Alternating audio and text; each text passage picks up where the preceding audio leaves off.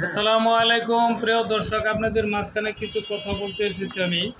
সেটা হচ্ছে ইদানিং দেখা যাচ্ছে যে আমাদের বাংলার জমিনে যে স্বাধীন হয়েছে, স্বাধীন হওয়ার পর যে বিশৃঙ্খলাটা আবার দেখা দিচ্ছে, সেটা হচ্ছে যে মাজারপন্থী, মাজার বিরোধী কিছু মাওলানা বুজুর্গ ব্যক্তি তারা ইদানিং অনেক ধরনের কিছু আকাম কুকাম করতেছে। তারা হয়তোবা জানে না যে মাজারের মধ্যে হয়তোবা আল্লাহ থাকে না, মসজিদ করেও কিন্তু ঠিক আল্লাহ থাকে না। এরকম মানুষের যেই সবচেয়ে বড় কথা হলো এবাদত রইল সবচেয়ে বড় কথা। আমি যদি নীতি নিষ্ঠার মধ্যে থেকে, সততার মধ্যে থেকে, হারাম এবং অন্যায় অত্যাচার বিরত থেকে থেকে হালাল রুজি খেয়ে যদি আমি সর্বদা সর্বক্ষণ সত্য কথা বলি, যে কোনো মিথ্যা কথা বলবো না, কারো হক নষ্ট করব না। আল্লাহ পাক কিন্তু বলছে যে সব কিছুই জিনাখোর, ঘুষখোর, সুদখোর সবাইকে আল্লাহ মাফ করবে, আল্লাহ নিজেই বলেছেন। সেটা হচ্ছে যে যদি আল্লাহ পাক আবার এও বলেছে যে আমি কখনোই মাফ করব না এতিমের হক যে লুণ্ঠন করেছে, এতিমের হক যে আপনার হরণ করেছে, এতিমের হক যে নষ্ট করেছে, এবং যার হক নষ্ট করেছে সেই হকদারকে আমি কখনোই হক থেকে বঞ্চিত করব না, এবং হক যে নষ্ট করেছে তাকে আমি কখনোই মাফ করব না। কারণ হক নষ্ট করার, মাফ করার ইখতিয়ার আল্লাহ পাকের কাছে নেই। সে আল্লাহ নিজেই বলেছে যে হক আমি যার কাছ থেকে নষ্ট করছি, ঠিক তার কাছে যদি গিয়ে আমি মাপ না চাই, তাহলে সে আল্লাহ পাক আমাকে মাপ কখনোই করবে না। এখন কিছু মুখোশধারী মাওলানা মৌলবী আছে, তাদের বেশ খুব সুন্দর, মাথায় খুব টুপি সুন্দর দেখতে, গায়ে খুব সুন্দর উজ্জ্বল ফর্সা রং নুরানি ভাব দেখা যায়, তাদের মুখে সুন্দর দাঁড়িয়ে আছে রাসূল সাল্লাল্লাহু আলাইহি সাল্লামের সুন্নত হিসাবে, সেটা আছে। কিন্তু দেখা গেছে ইদানিং যারা মাজার নিয়ে ব্যস্ত হয়ে গেছে ভাঙার জন্য, তাদের উদ্দেশ্যে একটা কথা বলতে চাই। আসলে আপনারা যেটা সত্যি, সেটা সত্যটা জেনেই আপনারা মাজার ভাঙাটা অবশ্যই দরকার। যেহেতু যদি কোনো দুষ্কৃতি হয় তাহলেও না মাজার ভাঙা দরকার, আর যদি কোনো দুষ্কৃতি না হয় তাহলে তো মাজার ভাঙার কোনো দরকার পড়ে না।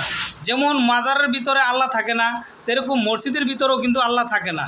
আল্লাহরে পাইতে হলে তার আল্লাহর নৈকট্য লাভ করতে হবে, এবং আল্লাহর ইবাদত করতে হবে, কোরআন পড়তে হবে, জিকির আজগার করতে হবে, মানুষের যাতে হক নষ্ট না হয় সেই দিকটা খেয়াল করতে হবে।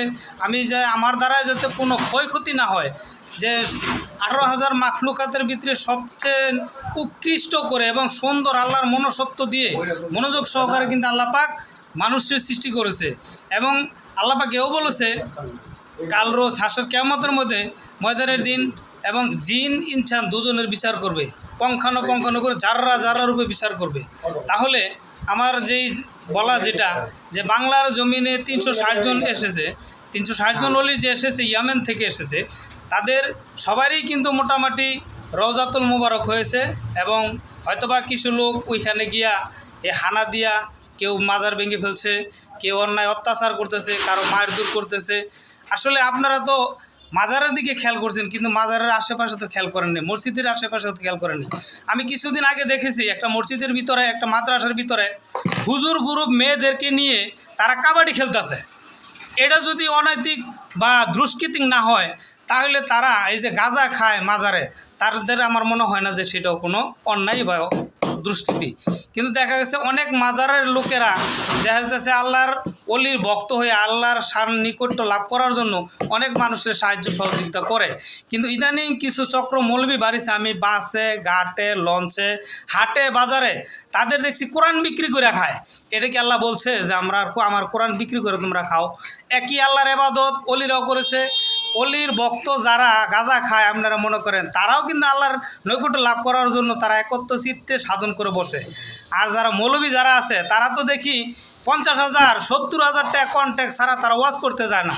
আল্লাহ কি বলেছে যে আমার গুণগান গায়ে আমার ইসলাম প্রতিষ্ঠিত করতে যায়, আমার ইসলাম প্রচার করার জন্য তোমরা 70,000 খাও, 80,000 খাও, 1 লাখ খাও, হেলিকপ্টার ছাড়া তোমরা হজেও যাও না, ওয়াজে যাও না, গাড়িতে নিতে হবে?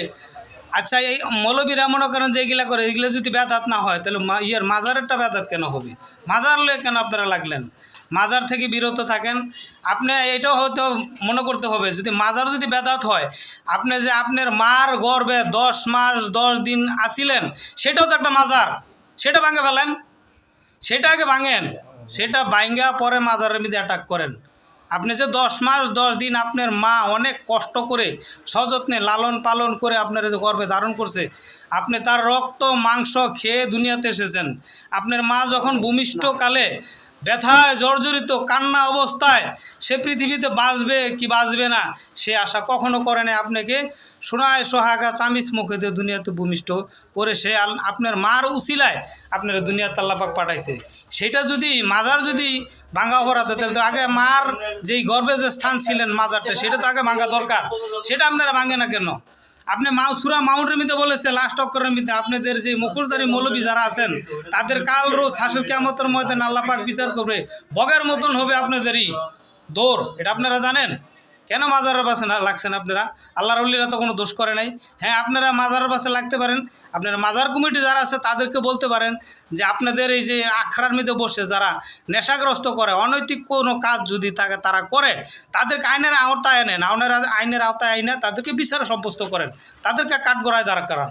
আল্লাহর ওলিদের মাজার তো ভাঙার কথা এখানে কোনো জায়গায় আসে নাই। আল্লাহর নবী বলেছে, আপনারা দোহাই দিতেছেন যে আল্লাহ রসুল বলেছে ওসা ওসা মা কবর যেগুলো আছে ভেঙে ফেলো। আপনারা কি জানেন আল্লাহ রসুল পাক সাল্লাল্লাহু সাল্লাম কি বলেছে? আল্লাহ রসুল পাক সাল্লাল্লাহু সাল্লাম এও বলেছে যে ওসা ওসা কবরগুলি যাদেরটা আছে তাদেরটা ভেঙে ফেলো। সেটা হচ্ছে ইহুদি নাসাদের, আপনাদের মধ্যে ওয়াহাবিদের। আপনি সুন্নি সিয়াদের কবরের রওজার কোনো বলে নাই। আমার দয়াল নবীজির রওজা মুবারক কিন্তু ওসা। হযরত ওয়াইস আল করুনি রহমতুল্লাহ আলাইহির রওজা মুবারক ওসা।